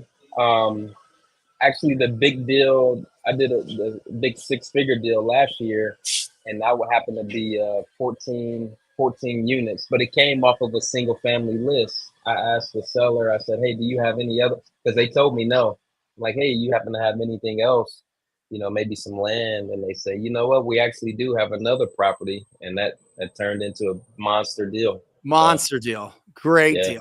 I love that deal. Wasn't it like that? That was the one that had like all those individual units on the lot, right? Exactly. I don't even know what to call them. They was just like cement block It looked houses. like army barracks or something. It looked like, Yeah. you know what I mean? I've never seen nothing like it. Somebody loved it. So what'd you lock that up for? What'd you sell it for? I initially locked it up for 650, I got a $150,000 price reduction. I got Yep. the seller down to 500, and then I sold it at 640. Awesome. And that's a nice payday. Let's give it up for give Oh it up yeah. for George in the chat. Come on. That is awesome. So, George, that was something that you mentioned there is so critically important. If they tell you they don't want to sell a property that you're calling about, you have to completely understand. Do you have any other properties, maybe even a piece of land that you would be interested in selling? You got to follow up, because we have made an absolute fortune with people telling us no for the properties that that we called on, but they had something else that Yep. we were able to get. And if you don't ask that question, it doesn't really pull it to the front of their mind, because they're trying to get off the phone as quick as possible. They don't know who you are. They don't know what's going on. They're like kind of need you, the reflex that they have is just no, get off the phone. But when you slow them down and you're like, oh yeah, I completely understand. It's a different skill. There's critical thinking skills that are involved there. And you can get so many extra deals when people tell you no. Absolutely. And I will add this because I don't ask it every single call. And the reason is sometimes I've been calling for so much now. I can tell when a person is, you can almost hear the phone hanging up with some of these older people because they still got house phones. So if it's somebody who, because I do intentional pauses, and when I pause and I can still hear them hanging on with me and being patient, answering my questions, those are the people that I'm more or less going to go the extra mile and like, hey, would you happen to have any other property, even a vacant piece of land you might consider selling? But the people who answer and they're just rude from the start, who is this? Blah, blah, blah, blah. You know, sometimes I'll move on. I won't, because I learned that if you try to do it every single call, it'll mess you up, because those people who are nasty from the start, Yep. they'll say some real nasty stuff to you as you're trying to get any other, and Did the it'll same thing. Did the same yeah, thing. You yeah, get an instinct for it. It's yeah. almost in like the first 5 seconds, 10 seconds, you could feel it, and you're like, I'm not wasting my time here. You know Mm-hmm, what I mean? And it's mm-hmm. not worth like doing more discovery and staying on the phone with them just because you can, because you can. You could play around with it, right? You could keep them on Right. the phone if you really wanted to use your tone and your curiosity and keep them there, just because they don't want to be too rude. There is a shred of politeness to them, but it's a total waste of time. Move on. Guys, you Yep. got to see this. I am telling you, in the VO, it's like boom, boom, boom, boom, boom. They're in and out and in and out. And then you get that 1, 2, 3 conversations a day that are really, really solid. And you really focus in, you sink your teeth into it. And that's how you stay efficient. Because Yep.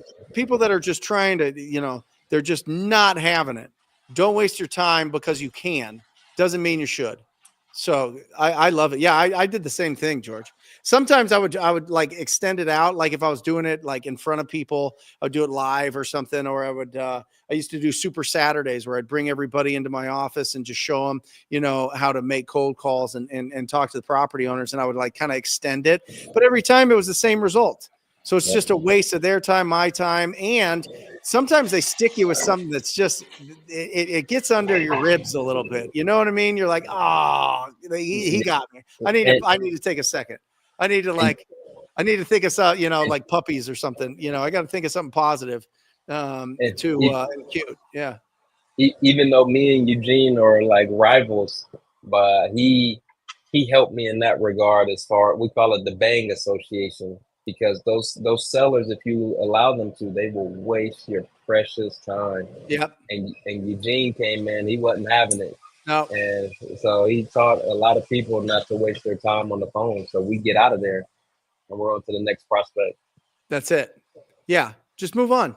You know what I mean? You're going to have good conversations. There's going to be people that, they're like, holy cow, how did you know to call me? Those are the best.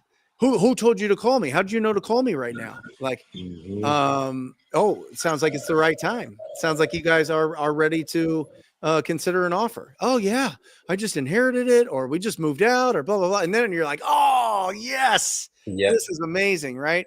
But you don't get to those. You don't get to those if you're stuck on the phone talking to somebody that's got an axe to grind. You know what I mean? They're just having a bad day and they want everybody to have a bad day. And we interrupt their day, and they can be mad. They should be mad. There's a certain portion that, you know what? They're just going to be mad. So just move on. Don't let that energy influence your production, for sure. I love that. Great tip, George.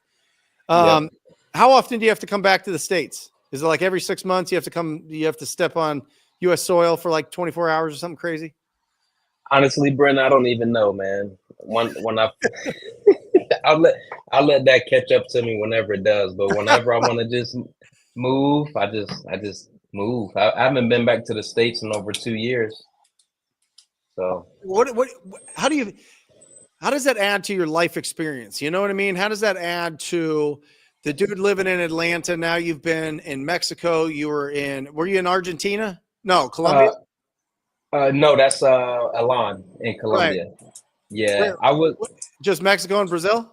Yeah, Mexico and Brazil. I went to Turkey for like 2 weeks, but I really didn't. I don't count that really, but yeah, Right. just Mexico and Brazil. I would say, man, it really put me on another level, and here's why. When you move to different places and there's different cultures and different language barriers, you start to study why they do things the way that they do it, because it's completely different than what we do it. And of course, now once you learn the culture, you learn some of their language and why they use certain words, you just add it on to what you already know. And it makes me even more better at communicating and forming relationships. So for me, it's helped out a lot, and it's allowed me to understand what exactly I like and enjoy even more. Since I've been out of the country, I value relationships and quality of life even more. Yep. Here, I don't. The police and stuff, they don't interfere with you as much. You really don't see a lot of police like patrolling, so you got more freedom. You know, it's not a lot of Karens and Darrens here. Like, hey, he's dribbling the ball at 2 o'clock at night. Come lock him up. You know, it's Right. not. It just is different. It's taught me a lot of different things. So I love it.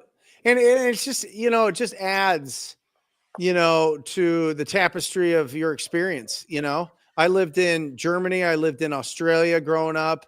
And it was just, at the time I was like, my dad's dragging me and the whole family to these places, but it's a memory that always stays with me. And it's just, I have a different perspective on, I guess, the world from a certain standpoint. Not as much as I would if I was an adult and traveling as much, and doing what you're doing. But I think it's important. I think it's important to get out and about. I think it's important to go and see what's going on in other cultures. And I think you put it perfectly. When you don't speak the language, you have to be able to communicate differently.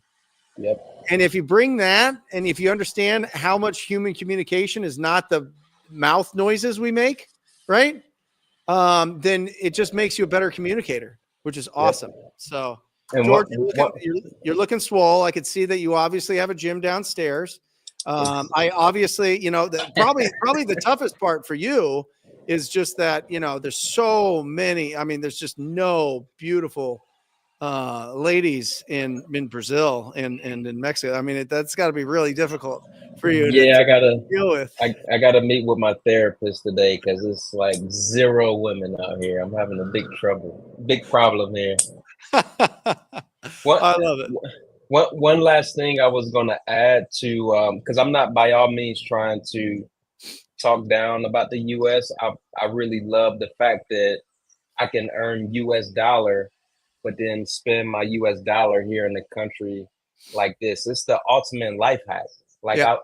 This gives me even more of an abundance, by doing this. So I do appreciate a lot of stuff about the U.S. and also too, it taught me like really how to watch my money, because earning a living in these countries are really hard. I mean, these people hustle night and day here, even in Mexico, so it taught me how to be a better gatekeeper or a better steward of my money. Some of my friends, some foreign people that I meet here, they laugh at me because I'm maybe at a boutique or somewhere and I'm negotiating with the Brazilian person. They just like, George, just pay it, man. It's only $10. You know, and I'm just like, no, you know, you gotta be a good steward of your money. How you Yep. treat your money when you don't have millions is gonna be the same when you do get the millions. So Without a doubt. Without yeah, a doubt. that's I love it. that's it. Guys, give George some love in the chat there. George is in the virtual office. We talked about it with Eugene. It's just, I mean, really, you guys spearheaded that with Stephanie, and it's just been a huge impact in the Rhino tribe. And I just want to thank you for that. I think it's absolutely incredible, and really pushing the people that come in there.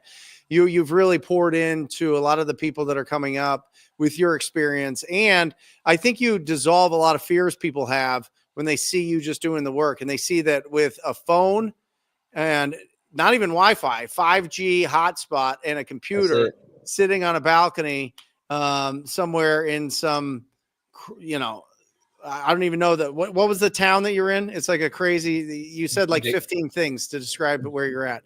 I'll just say Baja Tijuca. Yeah. Baja Okay. Tijuca. Yeah. Baja Tijuca. If you could do it from there and do have an over 6-figure business and do it all from a phone and a computer, anybody can do it from anywhere. And that's inspiring.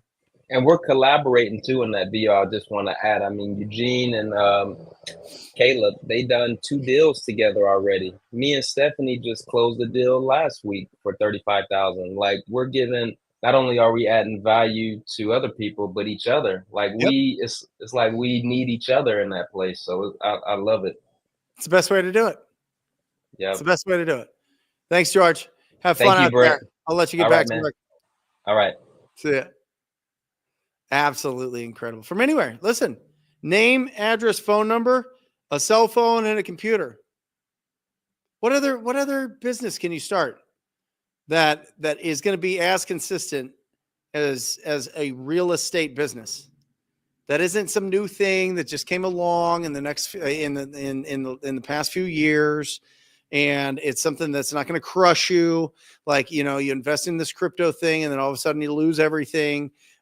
This is consistent. This is real. This is patient, inevitable income. And it comes in big chunks too. It's absolutely incredible. So we're going to go through the rest of these questions, and then I'll let you guys out of here. Here we go. Watch them 3 make it. I am going to start buying leads. Is $2,300 a month a good price to start at? That's great. Yeah, I think $2,000 a month is minimum if you're going to do pay-per lead. I really like property leads. They've done a great job with us. And our portal for that, you get $250 is ttpleads.com. If you can scroll that across, Luke, that'd be great. They're probably the biggest. And so they get the most leads. They spend the most, in my opinion. But you've got Go Speed to Lead. You've got Motivated Leads. You've got Need to Sell My House Fast. So play around with them. And that's fantastic. But you got to assume it's right there, TTP Leads. There you go. You got to assume probably about $250 a lead, $250 a lead, and that might be going up with the new TCPA regulations that are coming down in about 2 weeks. So make sure we did a show on that. If you want to really break that down, I think it was maybe 2 months ago on the live stream. Just go to the live section of my YouTube channel right after you hit that beautiful subscribe button. But go get them. That's awesome. That's a good budget. What I would say is, if you're going to spend 23, make sure that you have 6,900. You have 90 days worth of that set aside, and just be really, really, really consistent. Any marketing channel minimum you have to commit to for 90 days. Minimum, preferably 6 months.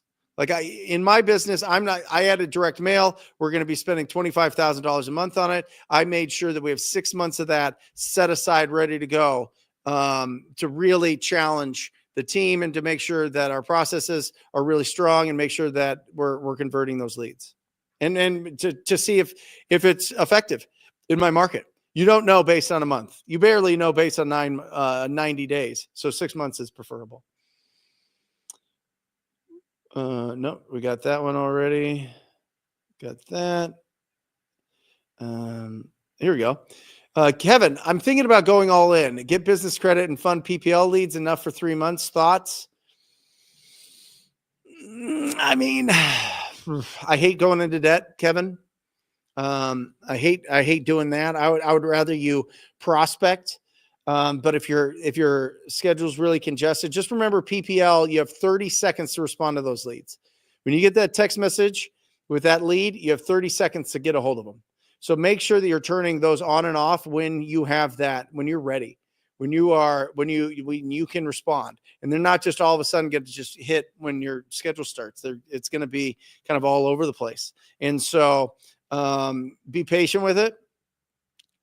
I don't love getting business credit to start businesses just because I think it puts you in a hole right off the bat. But if you feel like you've got the skills and you've got the experience and you can convert those leads and you're willing to take the risk, that's your make that decision. I wouldn't, but make that decision. Randy, Rhino Tribe. Randy's crushing. Randy's the man. Randy's incredible. If you don't know Randy, you should know Randy. He's in San Diego. He's in Vegas. He loves the tasty waves out there. And just a phenomenal guy. Great energy. Where do you recommend finding accountability partners that are professional and will be real with holding you accountable? Well, you know, Randy, the virtual office, I think you're asking for other people. And I love that about you. That aren't in the Rhino Tribe. I would go to meetups, I'd go to meetup.com and I'd find people that are really serious about the business, really doing the business, and that are just, when you talk to them, they're like, yeah, I make cold calls for 3 hours a day. Yeah, I go and knock doors 5 days a week. Like whoever's like really proactive, that's who I'd want to connect with for sure. Brent, I've been watching you since 2020. I'm now at $50K a month at my local market. Got my dream car, SRT at 26. Let's go marathon. Here we go. What's an SRT? That might sound silly, but SRT. Do you know what it is? Oh, a Dodge. Oh, look at this thing. Let me share this with everybody that's unfamiliar with a SRT. Boom. Share. Look at this thing. Look at that monster. Look at that monster. Hey, listen, good thing you're making money because you're going to have a lot of speeding tickets. This thing sticks out like a monster on the street. Yeah, that's awesome. So congratulations on that. That is absolutely incredible. How do you find foot on the ground in all 50 states if you want to be a nationwide wholesaler, nationwide investor? I wouldn't do any of that. I think that's a huge mistake. Going to anywhere all the time. Everybody that I know that's done it. Even RJ Bates will tell you not to do it. It's a huge mistake. Pick 5 or 6 markets and stay there. Seriously. You don't need nationwide. Nobody's doing it. Literally nobody. I wouldn't do it. There's just areas that are better than others, and you're going to spread yourself way too thin. And so, yeah, don't do it. Is my advice. How do we join the Rhino virtual group? Well, it's a whole package deal. We give you all the goodies, give you all the training. We give you 40 hours of support calls and access to my team, access to me. Look at this. This is a hilarious. I got to update this picture, Luke. Holy cow. How much mashed potatoes was I eating? Man, that is a dude that loves carbs. You know what I'm saying? That's a dude that doesn't jog much. Wholesaling Inc. You just go to Get Started Now and get on a call with our team. And we'd love to work with you. You get access to me, my actual phone number. I've got a few texts now from people that are in the Rhino Tribe that I got to get back to. And access to my team, access to the real. I mean, it's just real. It's just, we just remove all the obstacles so that you can go and take massive and perfect action. Really, when you're starting out, learning your presentation skills and lead generation is all you need to focus on. And we help with all the rest and obviously teach you all that stuff. So, yeah, good question. Patrick, how does he dispo from overseas, property walkthroughs, photos, etc.? Oh, sorry, I should have kept him on and asked that question. Don't overthink it.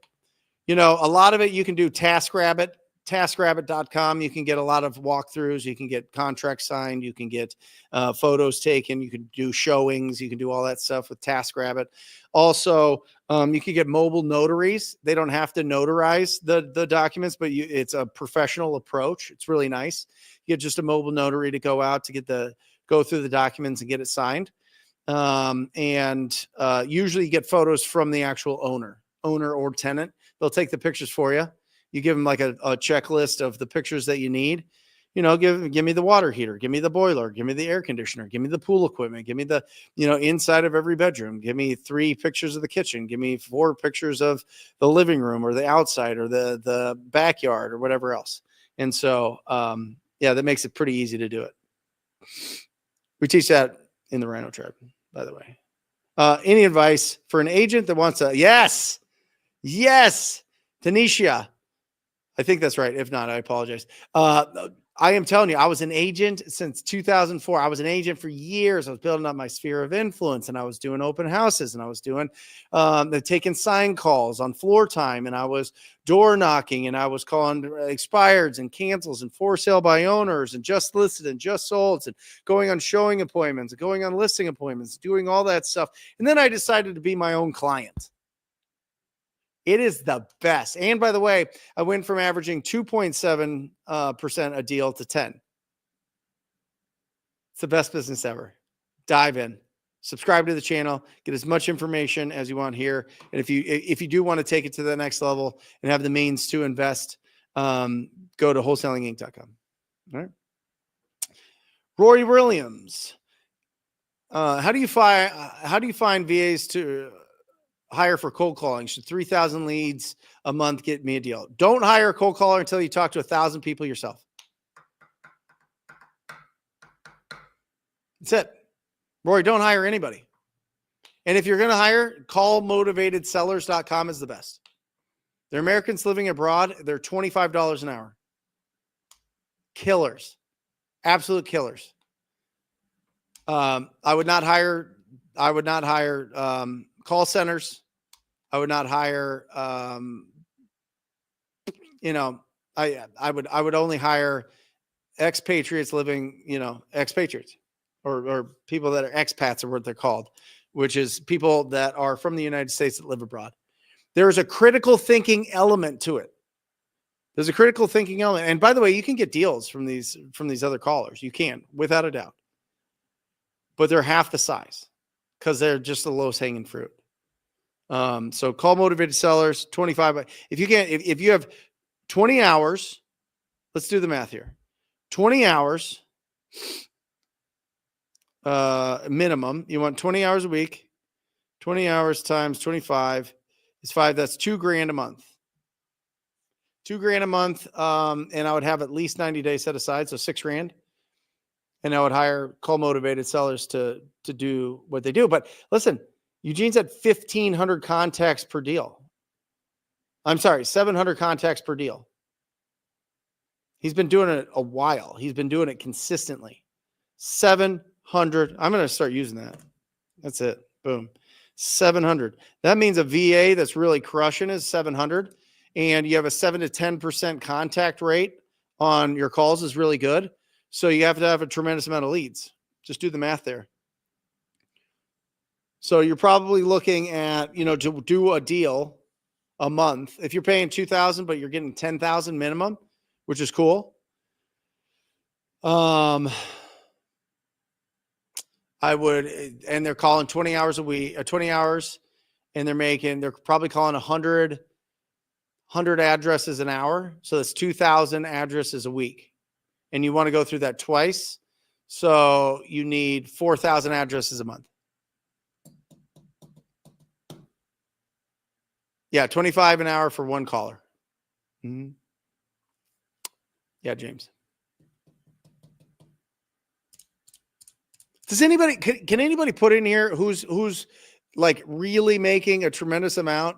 Like who's out there saying they make a tremendous amount from like call centers and like these $4 or $5 or $6 an hour. Because when I interview the people that come into the Rhino Tribe, when I have conversations with people, I know their numbers. I know everything. People come in and they always have VAs. They always have these things and nothing's working. The worst is hiring a VA to be your acquisition team. Holy cow. You want to just absolutely cut your legs out from underneath you, do that. Now, I don't mind from a certain level getting a really good, talented caller. You spend 20 grand, $2,000 a month with call motivated sellers and get somebody really, really, really talented. But again, you have to have the skills of presentation. You have to have the skills of making that offer. You have to have the skills of discovery. People go, oh, I don't, these aren't good leads. But you put them in the hands of my guys and we'll close 5 of them when you close 0 of them. Because of the discovery process. So some of it's on us. That's why I say talk to 1,000 people yourself so that you feel comfortable and you understand the way that people are communicating. You understand how to break through that trust barrier. That's what I mean. It's not to be like, hey, go make a bunch of calls because I did and you need to too. I don't care. Like, I want you guys to go get deals. I don't care how you get deals, but I just know the truth of it. If you've never had conversations with people about buying their properties and you don't have the confidence to do it, and so then you go and hire VAs to be able to do that, when you do get the leads, you can't convert them. So it's this like weird cycle, and I want to break the cycle, baby. Break that cycle so that you can just close deals and take those profits and buy assets. But remember, get rich, then get wealthy. I think, controversial, but if you're going to be a real estate wholesaler and build a wholesale business, do nothing but wholesale for the first 2 years. Don't flip, don't do anything, and don't buy any rentals. Because it's a huge distraction. Because then you go, oh, I'm going to start working on my portfolio now, and I'm not going to build this business and replace myself. Build the business, replace yourself in the roles, have excess income, then buy assets. Does that make sense? Rory asked, what is that question there? Did you put it in there? Yeah. Kevin, nice. Excellent. Looking forward to my one-on-one tomorrow. Me too, buddy. In the Rhino Tribe. Awesome. Rory, do they also provide data? Been stuck picking a platform, close one deal through Facebook Marketplace. Awesome, Rory. Keep doing that. Keep doing that. Post every single day to your stories. I buy houses cash. Call me, DM me. Make sure that you get your friends up to 5,000 in Facebook. Post every day.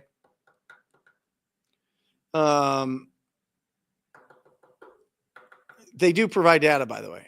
I would want you to pull your own data, to be honest. I'd want you to, I would test it. I would test their data versus your data, but they do provide that. They've got all that access. But I would just pull it from, I would pull it from here. If you can get this, it is phenomenal. It is US lead list. Absolute no brainer. This is Eugene's top list. This is pre-probates. Nobody calls this list. I was on this waiting list for 12 years until Micah bought it. And then he came to our summit, our Wholesaling Inc. summit and Success Summit 2 years ago. And I forced him to give me access. I didn't, but he's the man. It's an unbelievable list. Unbelievable list. And then once you get really good, and you go from outbound leads of prospecting, calling and door knocking to inbound leads where I'm at, come see us at talktopeople.com. We are the absolute best at finding deals through pay-per-click. And that's where all roads lead to pay-per-click, for sure. For sure. And so, yeah, that's the path that you go on. Build it up, do a great job. Oh, here you go. Shout out to Monday's episode of, Monday's episode was awesome with Raphael talking about door knocking pre-foreclosures. It is awesome. Nice. Guys, go knock some doors. I'm telling you. Like, let's go back to this. Deals in 72 hours. Knock on 100 doors, pre-foreclosures. or some other distress list. 500 cold call conversations. Oh, well, now we know.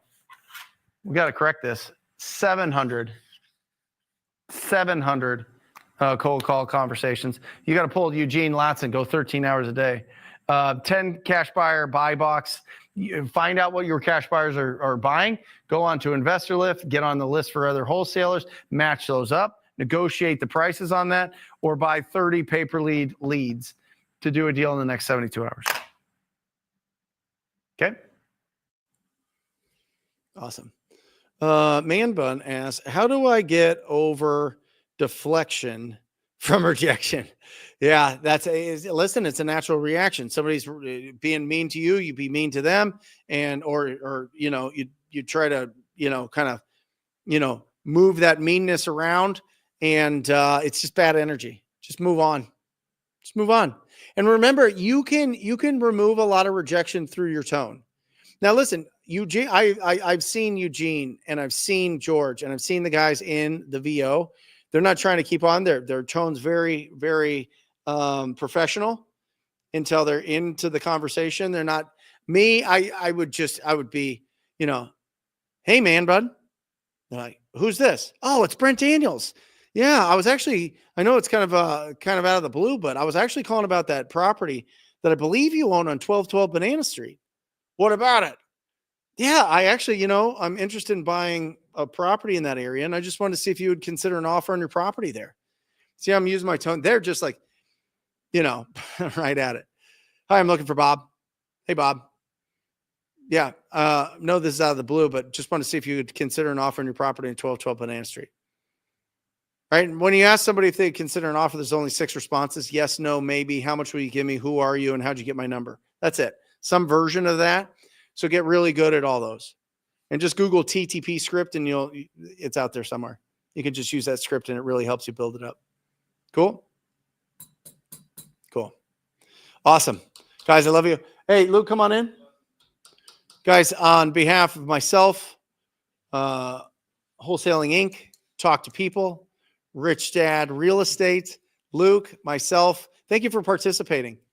We love this business. This business has given us so much. And so I love sharing it, and it helps to share it with really enthusiastic, amazing people like you guys. So thank you. Make sure you're checking out the Wholesaling Inc. podcast, checking out the Wholesale Hotline podcast. And that's it. That's our show. We do this every Wednesday for the most part, unless we got something going on or I'm traveling or something like that. So join us every Wednesday. We usually do it 10 o'clock Arizona time. So join us. But remember this, keep your house clean, protect your health, and increase your value to this world. And you'll live an incredible life. See you next week, guys. Love you.